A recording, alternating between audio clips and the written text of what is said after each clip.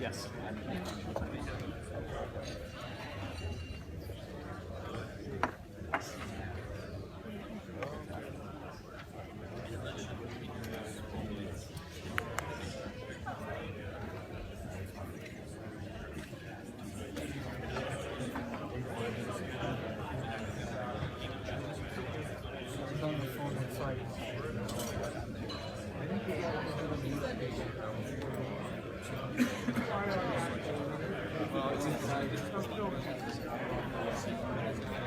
Please be seated.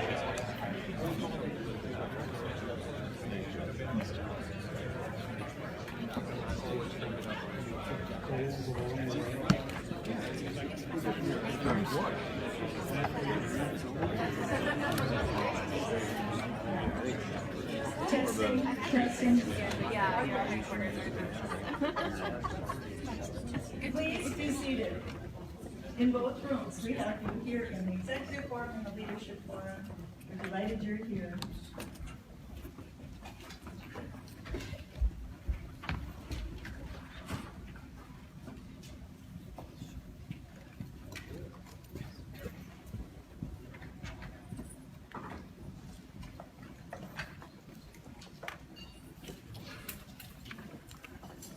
What do you do with an idea? Written by Cody Yamada, illustrated by May Besson. One day, I had an idea. Where did it come from? Why is it here? I wondered, what do you do with an idea? At first, I didn't think much of it. It seemed kind of strange and fragile. I didn't know what to do with it, so I just walked away from it. I acted like it didn't belong to me. But it followed me. I worried what others would think. What would people say about my idea? I kept it to myself. I hid it away. I didn't talk about it. I tried to act like everything was the same as it was before my idea showed up. But there was something magical about my idea.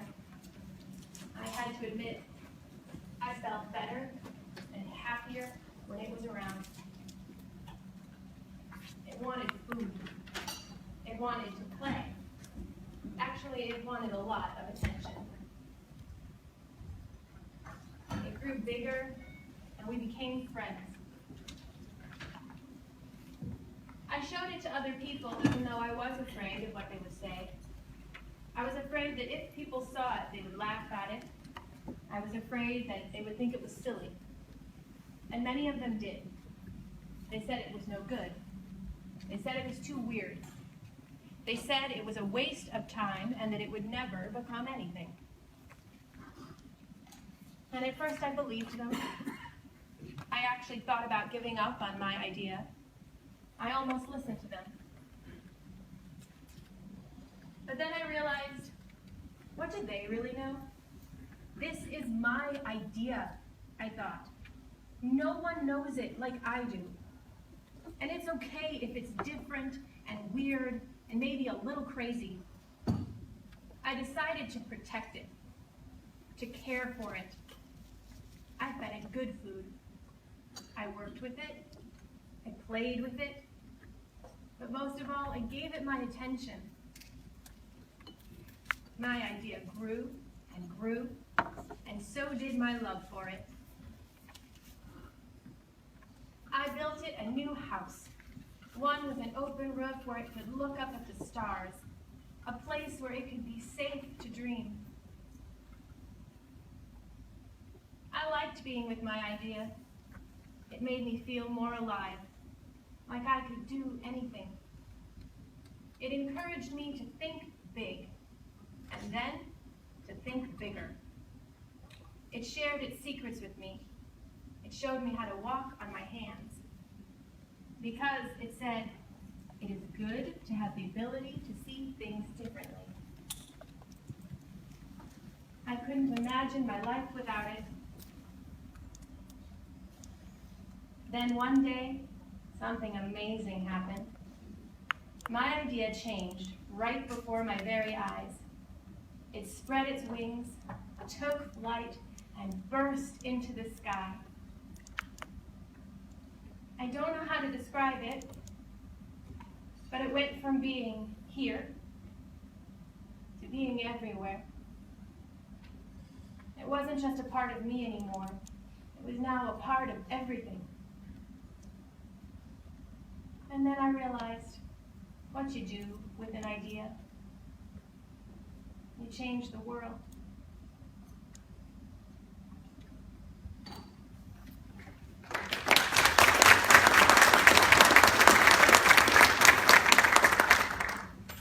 So we are here today and tomorrow to get ideas from each other and to change the world. We're on a journey.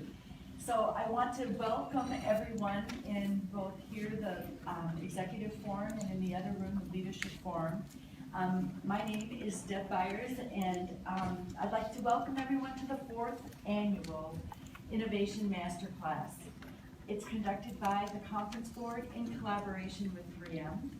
I'm a Lean Six Sigma Master Black Belt in our 3M healthcare business, and I've had the honor of working with the Conference Board and being a conference co-designer over the last 4 years.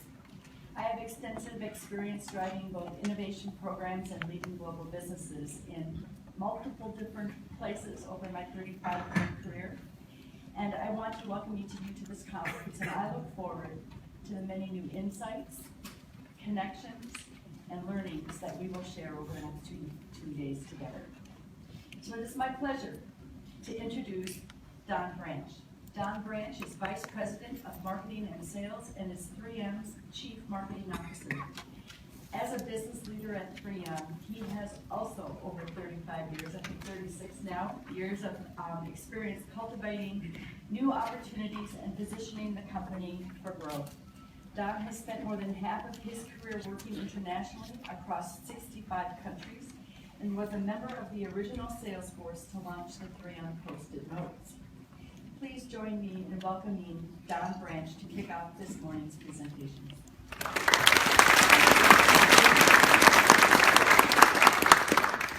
Hey, thank you for that. Deb has just announced her retirement. So on behalf of 3M, I'd just like to say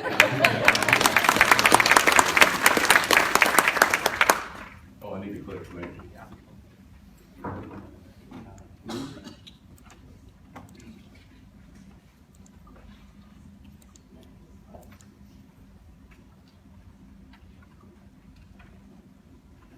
There, that's me. Hey, I'm the commercial. My job is really just to welcome you here to 3M. It's kind of a land of, I was going to say, and I can't. What is it when you take? No, that's not it. Acronyms. I mean, even the title of our company is an acronym. It stood for Minnesota Mining and Manufacturing years ago, and now we've reduced it to 3M. You're in the LDI, which is our Leadership Development Institute, which is housed in the CIC, which is our Customer Innovation Center. And so you're going to be with us for a few days, and you're going to get lost in all of that. They've given me about 20 minutes to put the context a little bit, 3M companies, so I'll give you a bit of an overview commercial, and then maybe talk a little bit about some of the innovation that we do. We're a $30 billion corporation, global footprint with over 90,000 employees, about 114 years old. And you can see here that we're the Chief Executive Officer of the Best Companies Leaders List, Interbrand's list of best global plans. We went up about 9 points last year. On Forbes' Best Employer, Most Reputable Company, we've won about 6 awards last year for diversity and inclusion.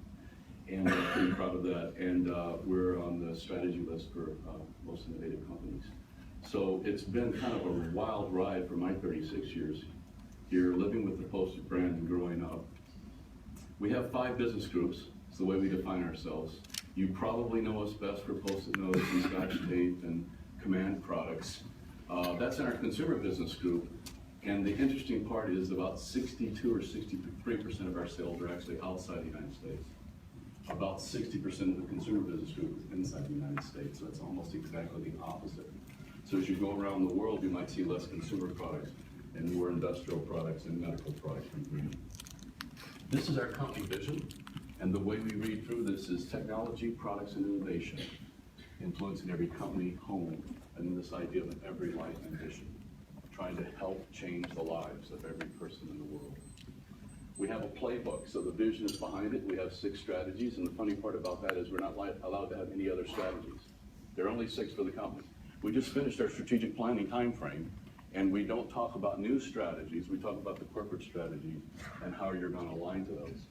We have a significant code of conduct as one of the more ethical companies in the world. And then we have something we call leadership behaviors. It's actually a part of our pay plan where we are judged on how we behave. We used to call them attributes, but attributes were something that you kind of innately were and hard to judge. But behaviors is something you can actually watch and measure and see how people move. So it's a part of our leadership development skill set that as you grow as a leader, your pay plan goes up accordingly on leadership behaviors. We have 3 big levers of growth. One we call portfolio management. And since Inga Tulin became our CEO in 2012, we've had a rather significant shift. We moved from 6 sectors down to the 5 business groups I showed you. We moved from over 40 different divisions down to now 26.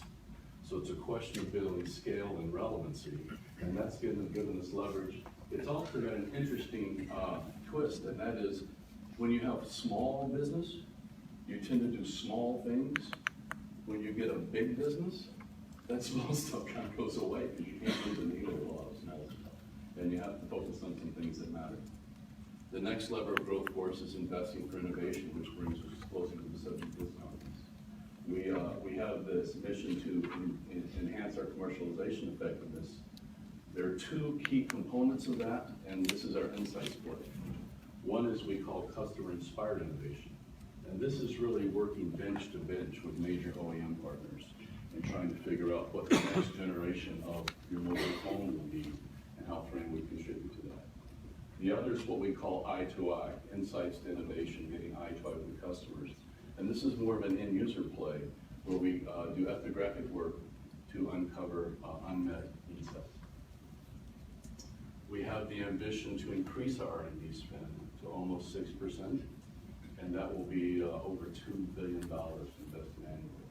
Now, I know we hear stuff coming out of Washington every day where they throw billions around, but $2 billion in R&D spend is significant, and it leaves us as being one of the really last remaining great science companies in the world. We do material science, and we actually manufacture stuff. The other component of our levers for growth is this idea of business transformation. We're in the middle of all this. We're installing a worldwide ERP system. I don't know how many of you run SAP, but we're going to a single instance worldwide. We're on this path of doing it. We've been a decentralized company, and SAP is requiring common and core processes. So it is dramatically changing how we think and how we move. We have these 4 fundamental strengths. And this is actually done with regression analysis to figure out what are the drivers of our growth and what are the health of the business. We have technology, and I'll share a little bit more about that in a second. The idea of a worldwide manufacturing footprint and global capabilities.